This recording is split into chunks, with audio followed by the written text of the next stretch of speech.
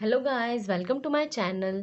आज हम इस वीडियो में कवर करेंगे फॉर्म्स ऑफ बिजनेस एंटिटी। कितने टाइप्स की बिजनेस एंटिटीज़ होती है। तो यहाँ पे जैसे कि आप देख रहे हैं 5 टाइप्स की बिजनेस एंटिटीज़ है। फर्स्ट है सोल प्रोप्राइटरशिप, सेकंड है पार्टनरशिप, थर्ड है Hindu undivided family, then fourth है cooperative society, then joint stock company. तो चलिए एक एक को अच्छे से समझते हैं कि क्या है। इन डिटेल में हम समझेंगे, इसके फीचर्स देखेंगे क्या होता है, तो आपको अच्छे से क्लैरिटी आ जाएगी कि ये क्या है सब।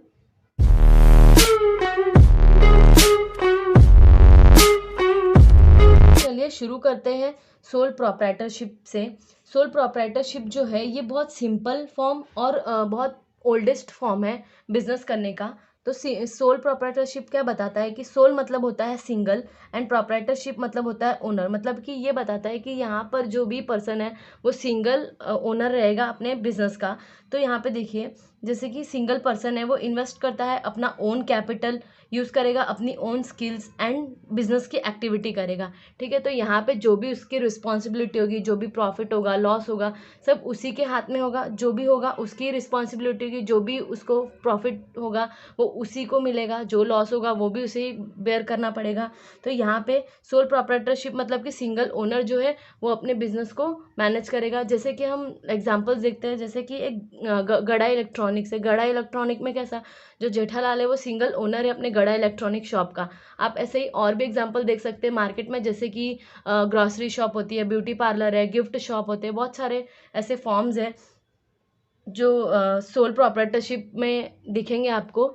तो ये सब जो होते हैं ये सोल प्रॉपर्टरशिप होते हैं। अभी सेकंड हम देखेंगे पार्टनरशिप फॉर्म। अभी पार्टनरशिप क्या होता है? पार्टनरशिप मतलब कि सोल प्रॉपर्टर से थोड़ा सा आगे, सेकंड स्टेप। मतलब कि एक पर्सन है और एक और पर्सन मिल के जब कोई बिजनेस करने का ट्राई करेंगे तो उसको बोलेंगे पार्टनरशिप। जैसे कि देखिए, रिलेशन बिटवीन टू और more person who have agreed to share profit of business carried by all. मतलब कि यहाँ पे क्या, वो दोनों बिजनेस करना चाहते हैं मिल करके, और उसके जो भी प्रॉफिट हो गए लॉस हो गए वो शेयर करेंगे। ठीक है, तो ये है पार्टनरशिप का। अभी यहाँ पर एग्जांपल है, गोप्रो प्लस रेड बुल ने मिलके एक पार्टनरशिप की है कि हम साथ में बिजनेस को चलाएंगे।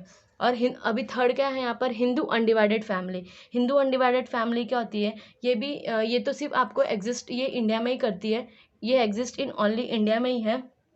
और इसका क्या है देखिए, business own and manage by family member which is run by generation to generation. मतलब कि ये जो बिजनेस है वो ओन और मैनेज जो करती है वो फैमिली मेंबर्स करती है, इसमें बाहर की पार्टी का इन्वॉल्वमेंट नहीं होता है। तो ये जनरेशन से जनरेशन, जैसे कि ग्रैंड पेरेंट्स हो गए तो ग्रैंड पेरेंट्स के बाद उसके फादर करेगा, फादर के बाद उसका सन करेगा, इस तरीके से चलता है। तो उसमें दो टर्म्स है देखिए, कर्ता होता है। कर्ता कौन होता है? जो पूरा बिजनेस को मैनेज करेगा।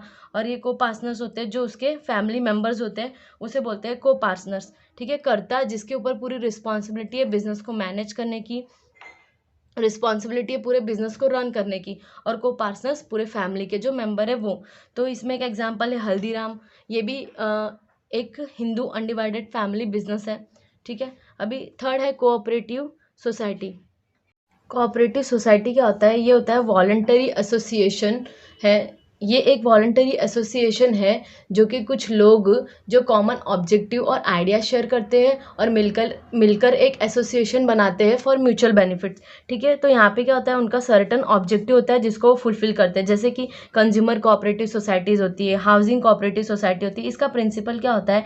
Each for all and all for each. ठीक है, जितने लोग हैं वो अपने बेनिफिट के लिए वर्क करते हैं। अभी लास्ट क्या है हमारा? Joint stock company. Joint stock company, जैसे कि मैंने इसके आगे वाली वीडियो में कंपनी के बारे में शेयर किया है, तो उस वही होता है। यहाँ पर क्या है, joint stock company is a voluntary association. ठीक है, मतलब कि ये वॉलंटरी एसोसिएशन है, इसमें कोई भी पर्सन अपना जनरली क्या कर सकता है, हु जनरली कंट्रीब्यूट कैपिटल, जो कि यहाँ पे अपना कैपिटल जो है जनरली कंट्रीब्यूट कर सकता है, इन्वेस्टमेंट कर सकता है। ठीक है, अभी जॉइंट स्टॉक कंपनी में एग्जांपल देख लेते हैं, Tata steel, Reliance industry limited, ये सब तो आपने सुना ही है। तो ये है joint stock company. Joint stock company में वॉलंटरीली कोई भी पर्सन अपना पैसा डाल सकता है, उसमें इंटरेस्ट कमा सकता है, हाँ आराम से जो है उसका रिटर्न कमा सकता है। तो उसमें कोई ये नहीं है कि आप नहीं कर सकते, आप नहीं कर सकते, उसमें कोई ऐसे बाइफर्केशन नहीं है।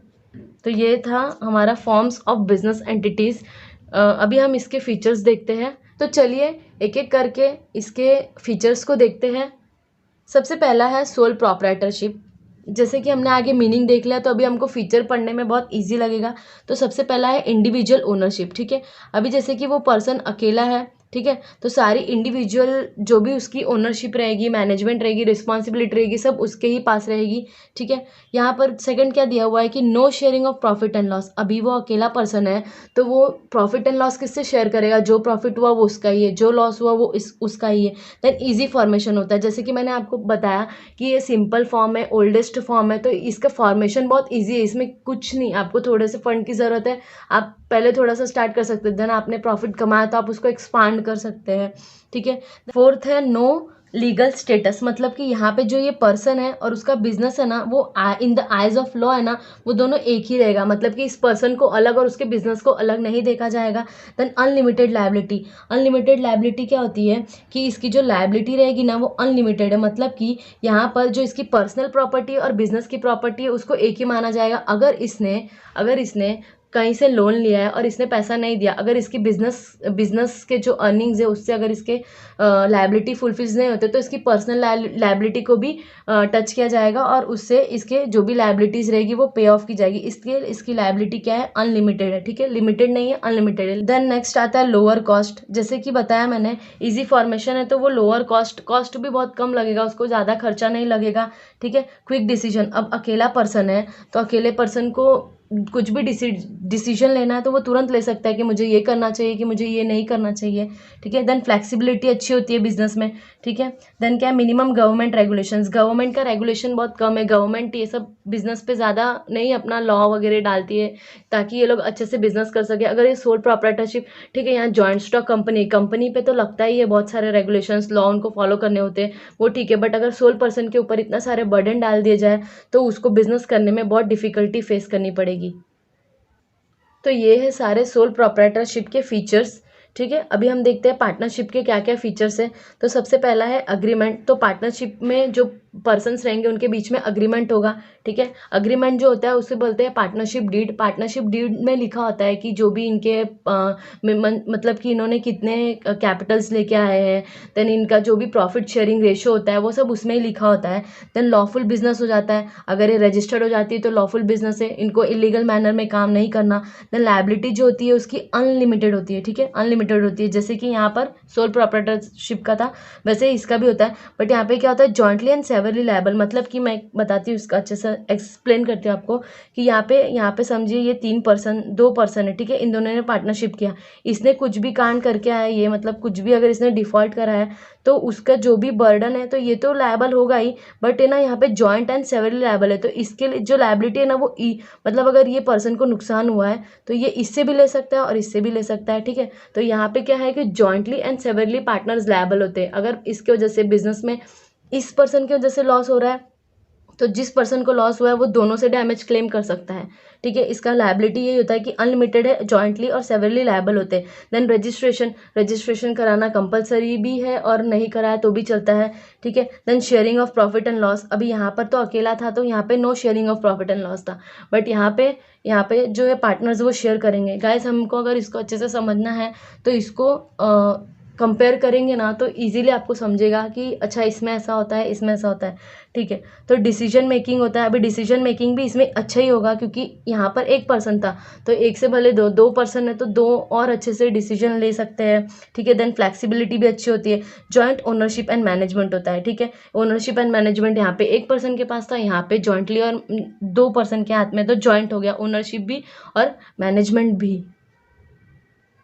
तो ये सारे पार्टनरशिप्स के फीचर्स थे। अभी हम देखते हैं HUF।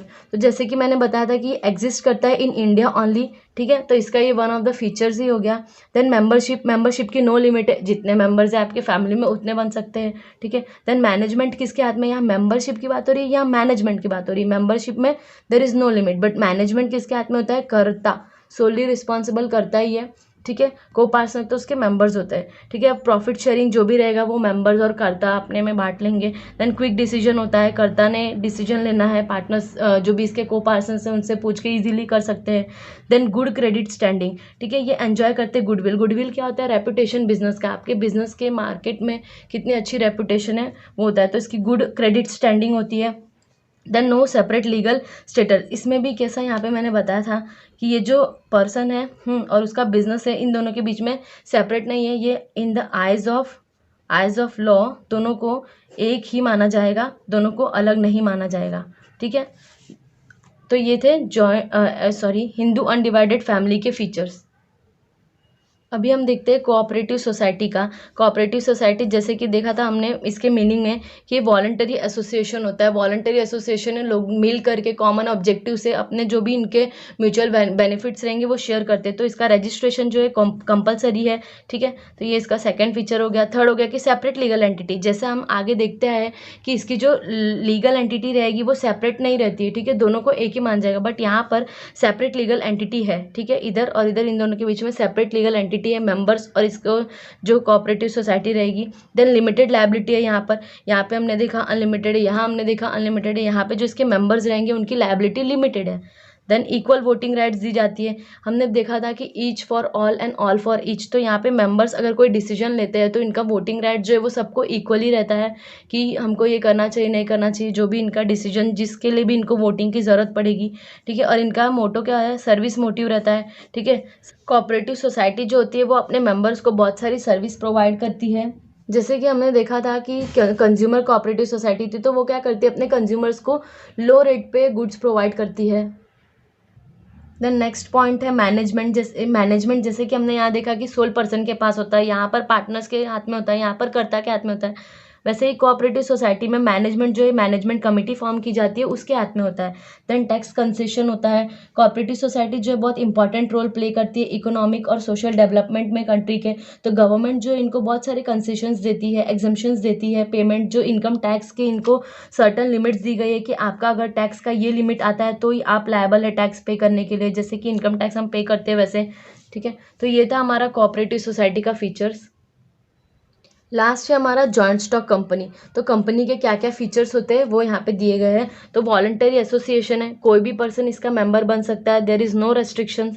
देन रजिस्ट्रेशन इसका कंपलसरी है, जैसे कि मैंने आगे कंपनीज एक्ट कंपनीज के बारे में बताया था, वहाँ पे भी इसके बारे में मेंशन किया था। वैसे जब भी कोई भी कंपनी को रजिस्ट्रेशन कराना तो वो कंपनीज एक्ट 2013 के तहत कराएगी। देन आर्टिफिशियल लीगल पर्सन होता है, कंपनी जो होती है वो आर्टिफिशियल लीगल पर्सन होती है, उसको रन करते हैं वो नेचुरल पर्सन होते हैं, कंपनी तो आर्टिफिशियल लीगल पर्सन ही होती है।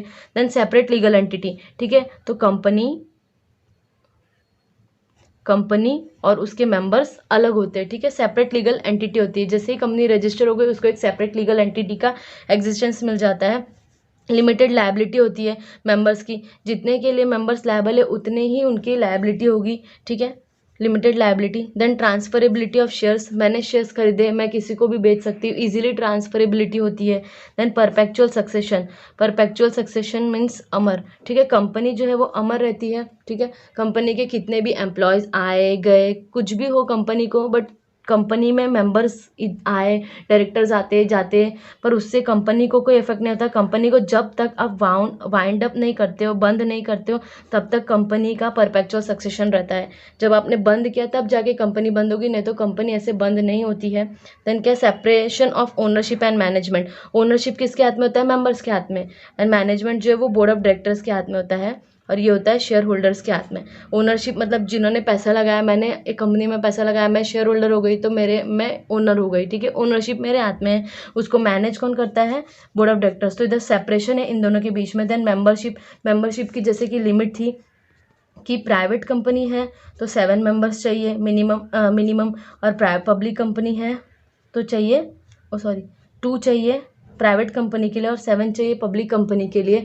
और इधर तो अनलिमिटेड होते हैं, मैक्सिमम अनलिमिटेड होते हैं, और इधर 500 होते हैं, ठीक है। तो ये सारे फीचर्स है जो हमने फॉर्म्स ऑफ बिजनेस एंटिटीज़ देखे, sole proprietorship, partnership firm, HUF, cooperative society, joint stock company, ये सारे उनके फीचर्स थे। फीचर्स से हमको इजीली समझ में आ जाता है उसके बारे में, वो एंटिटी के बारे में अच्छे से हमको एक्सप्लेन समझ में आ जाता है। होप गाइज आपको ये पूरे forms of business entity plus उसके फीचर्स समझ में आए होंगे। और अगर आपको कोई भी क्वेरी है तो आप मुझे कमेंट सेक्शन में पूछ सकते हैं। और आपको अगर हमारा वीडियो अच्छा लगा होगा तो हमारे चैनल को सब्सक्राइब कीजिए और हमारे वीडियो को लाइक कीजिए और अपने दोस्तों के साथ शेयर कीजिए। Thank you, stay tuned.